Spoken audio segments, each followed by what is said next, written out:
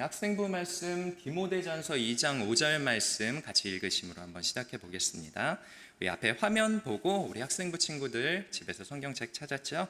자, 우리 성경책을 보고서 우리 앞에 화면을 보고서 같이 한번 읽어 보겠습니다. 디모데전서 2장 5절 한 목소리로 시작. 하나님은 한 분이시요 또 하나님과 사람 사이에 중보자도 한 분이시니 곧 사람이신 그리스도 예수라. 아멘. 오늘은 구속자 예수님이라는 제목으로 우리 설교 말씀 전하도록 하겠습니다. 자, 우리 오늘 살펴볼 내용은 뉴시티 교리문답 문 19문부터 20문 이 두 가지 문답이거든요. 선생님이 먼저 문 19문 질문을 읽을 테니까 우리 학생부 친구들이 답을 같이 읽었으면 좋겠습니다. 자, 질문. 형벌을 면하고 다시 하나님의 은혜를 누릴 방법이 있습니까? 자, 답 시작. 있습니다. 우리는 구속자에 의해 하나님과 화해하게 됩니다. 네, 문 20문도 같이 한번 살펴볼게요. 질문. 구속자는 누구입니까? 자, 답 시작. 유일한 구속자는 주 예수 그리스도이십니다. 네, 우리가 뉴시티 교리문답 흐름도 전체적인 흐름도를 가지고 우리가 계속해서 살펴보고 있었어요. 그래서 뉴시티 교리문답은 선생님이 크게 세 가지 흐름을 기억하면 된다고 했었죠. 그래서 첫 번째는 바로 제일 왼쪽에 성부 하나님께서 하신 창조사역, 그리고 두 번째의 큰 흐름 우리 성자 하나님께서 우리를 위해서 행하신 대속사역, 그리고 세 번째 성령 하나님께서 우리가 이 땅을 살아가면서 점점 거룩해져 가는 그 과정을 돕는 성화의 사역을 감당하시고 있다고 하셨어요. 그래서 이 크게 세 가지 흐름을 가지고 우리가 계속해서 뉴시티 교리문답 흐름을 살펴보고 있었습니다. 오늘은 이 두 번째 흐름, 성자 하나님의 대속사역으로 가는 우리가 첫 들목에 서 있는 거예요. 오늘부터 차근차근 이 성자 하나님께서 하신 이 대속사역에 대해서 우리가 살펴보는 시간 갖도록 하겠습니다. 그래서 이 성자 하나님의 대속사역 흐름을 살펴보기 전에 우리가 쭉 이런 흐름들을 살펴봤으면 좋겠다고 했었어요. 선생님이 이 흐름들을 다시 한번 짚어주도록 할게요. 자, 우리는 어떤 삶을 살아야 돼요? 하나님을 영화롭게 하는 삶을 살아야 돼요.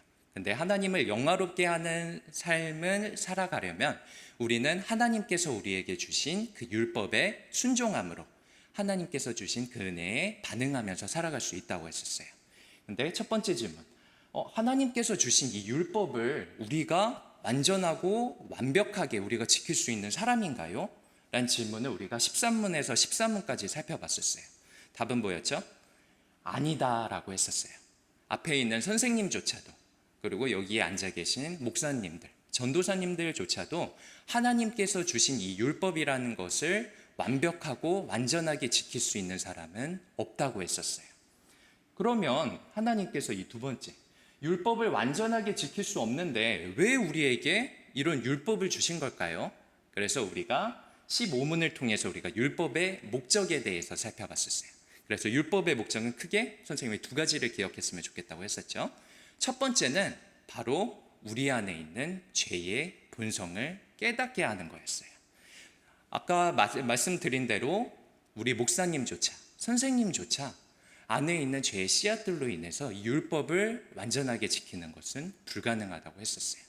그러면 우리 안에 이런 죄라는 것이 있다는 것을 깨닫는다고 한다면 두 번째로 이 죄의 문제를 해결하지 않고는 내가 하나님께로 나아갈 수가 없겠구나 라는 문제를 우리가 깨달을 수밖에 없다고 했었죠.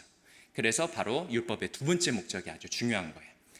나의 힘만으로는 이 죄의 문제를 해결할 수가 없기 때문에 우리에게 반드시 구주라는 존재, 우리의 죄를 사하여 주실 수 있고 대속하여 주실 수 있는 이 예수님이라는 존재가 우리에게 반드시 필요하구나 라는 사실을 우리가 깨달을 수가 있었어요. 그래서 우리가 오늘 살펴본 이 19문에서 20문으로 도달하게 되는 거예요. 죄의 대가를 치러야 하는 우리가 어떻게 하면 하나님과의 관계를 회복할 수 있을까? 바로 예수님이라는 존재, 이 예수님이 행하신 대속 사역으로 인해서 우리가 그것이 가능하다고 했었습니다. 자, 우리 말씀으로 한번 들어가 볼게요. 자, 앞에 있는 이 그림을 한번 살펴볼까요?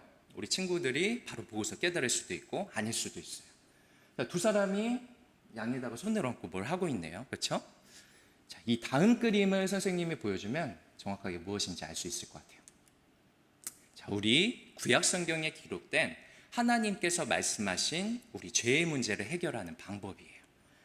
자, 어떻게 죄를 해결했었냐면 우리 구약 시대의 사람들 같은 경우에는 우리 양에다가 안수기도 먼저 하나님 나의 죄를 이 양을 통해서 대신합니다라고 안수기도를 한 이후에 밑에 있는 그림처럼 양의 목을 베서 피를 흘리게 해요. 그리고 이 양을 하나님 앞에 저렇게 제단 위에 올려드림으로써 하나님께 나의 죄를 고백하고 나의 죄를 해결했었어요. 자, 그런데 우리도 마찬가지예요. 우리 사람 역시도 하나님과 우리 사이에 이 죄라는 문제 때문에 건널 수 없는 장벽이 생긴다고 했었어요. 그래서 우리가 지난주에 배운 대로 우리에게 있는 이 죄라는 문제 때문에 하나님께서는 이 죄를 두고 보지 않으시고 의로운 분노를 보이셔서 이 죄에 대해서는 반드시 심판을 하신다고 하셨어요. 그래서 우리가 주목할 점은 이거예요.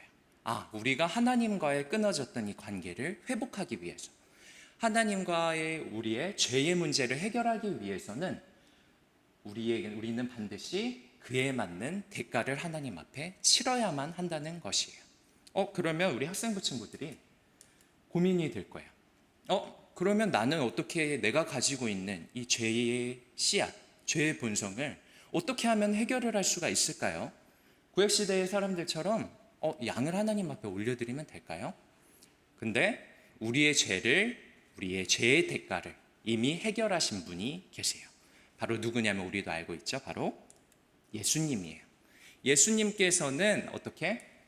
십자가에 달려 죽으심으로 우리의 죄값을 이미 치러주셨어요. 우리의 죄의 대가를 우리 대신에 우리 예수님께서 우리의 죄의 대가를 치러주셨다는 거예요. 예수님께서 행하신 그 사역들, 우리의 그 공생애를 통해서 이루어졌던 그 삶을 살펴보면 우리가 예수님께서 우리의 죄를 대신해서 했던 그 사역들에 대해서 이해를 할 수가 있죠. 십자가를 우리를 대신해서 짊어지시고 그리고 십자가에 달리셔서 거룩하신 그 보혈을 흘리셨어요. 그리고 십자가에 달려 죽으심으로 그 대속사역이 완성되셨었죠. 그래서 이 그림을 통해서 다시 한번 살펴볼게요. 자, 우리 안에 사람과 하나님 사이에는 이 죄라는 문제가 있고 이 죄를 해결하지 않으면 하나님께로 나아갈 길이 없어요. 그래서 우리 사람에게는 이 죄로 인해서 죄인 된 신분, 그리고 하나님의 의로운 심판이 임할 수밖에 없다는 사실, 그리고 결국에는 사망에 이를 수밖에 없다는 이 사실을 우리가 안고 있었어요. 그런데 바로 이 구속자 예수님에 의해서 우리와 하나님 사이에 끊어졌던 이 관계라는 것이 다시 회복되고 그 안에 생명의 다리가 놓이게 됐다라는 거예요. 그래서 이 그림처럼 우리가 예수님께서 행하신 그 대속의 사역을 우리가 분명히 믿고 있다라고 하면 우리는 이 생명의 다리를 건너서 하나님을 통해서 우리가 영생을 얻고 더 이상 죄에 대해서 심판받지 않고 그리고 사망에서 생명으로 옮겨지는 이 귀한 역사가 우리 안에 일어나게 된다는 겁니다. 그래서 우리가 디모데전서 2장 1절로 7절 오늘 우리 함께 읽은 본문 말씀이 포함된 이 성경 구절을 통해서 이 사실을 다시 한번 살펴볼게요. 우리 사도 바울이 디모데와 그리고 디모데가 속해 있는 우리 교회에게 쓴 편지에 담겨 있는 내용이에요. 우리 1절부터 7절까지 우리 선생님이랑 우리 학생부 친구들이 같이 교독 한번 해보겠습니다. 자, 1절부터 그러므로 내가 첫째로 권하노니 모든 사람을 위하여 간구와 기도와 도구와 감사를 하되 임금들과 높은 지위에 있는 모든 사람을 위하여 하라. 이는 우리가 모든 경건과 단정함으로 고요하고 평안한 생활을 하려 함이라. 이것이 우리 구주 하나님 앞에 선하고 받으실 만한 것이니 하나님은 모든 사람이 구원을 받으며 진리를 아는 데에 이르기를 원하시느니라. 하나님은 한 분이시요 또 하나님과 사람 사이의 중보자도 한 분이시니 곧 사랑이신 그리스도 예수라. 그가 모든 사람을 위하여 자기를 대속물로 주셨으니 기약이 주신 증거니라. 이를 위하여 내가 전파하는 자와 사도로 세움을 입은 것은 참말이요 거짓말이 아니니 믿음과 진리 안에서 내가 이방인의 스승이 되었노라. 이 바울 사도의 말씀을 통해서도 우리가 분명히 확인을 할 수가 있어요. 하나님은 모든 사람이 구원을 받으면서 우리가 예수님을 믿는 사람들이 이 구원에 이르기를 정말로 원하고 계세요. 그래서 하나님께서는 우리에게 이 독생자 예수님, 하나님의 그 귀한 아들을 우리에게 보내주셔서 그분으로 하여금 대속물로 스스로를 십자가에 달려 죽으시게 하고 우리에게 그 구원의 은혜를 주셨다라는 사실을 우리 학생부 친구들이 분명하게 기억을 했으면 좋겠습니다. 그래서 구속자는 누구입니까? 우리 문 20문 같이 읽었었죠? 유일한 구속자는 주 예수 그리스도이십니다.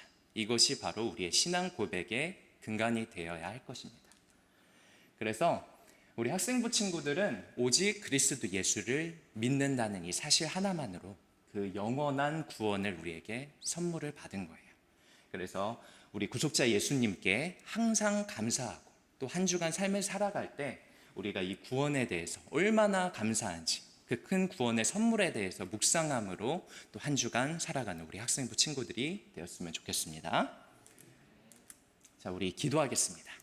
사랑의 하나님, 참 감사합니다. 참 아무것도 아니었던 죄인된 신분을 가진 우리를 너무나도 사랑하여 주셔서 하나님 그 귀한 독생자 예수님을 우리에게 보내주셔서 그 죄를 대신 사해 주셨습니다. 하나님, 우리가 이 구원의 믿음을 우리 안에 진정한 그 신앙의 근간으로 삼고 우리가 삶을 살아나가면서 이것에 감사하며 또 이 감사함을 받은 데 그치지 않고 그 구원의 은혜를 주변 사람들에게 전파하고 또 은혜의 통로가 될 수 있는 우리 학생부 친구들이 꼭 되게 하여 주시옵소서. 한 주간 삶을 살아갈 때 우리 학생부 친구들의 마음을 어루만져 주시고 또 두드려 주시고 치유하여 주셔서 하나님께서 주신 이 모든 귀한 은혜를 우리가 충분히 누리면서 살아갈 수 있도록 우리 학생부 친구들의 삶을 꼭 지켜주시옵소서. 예수님의 이름으로 기도드렸습니다. 아멘.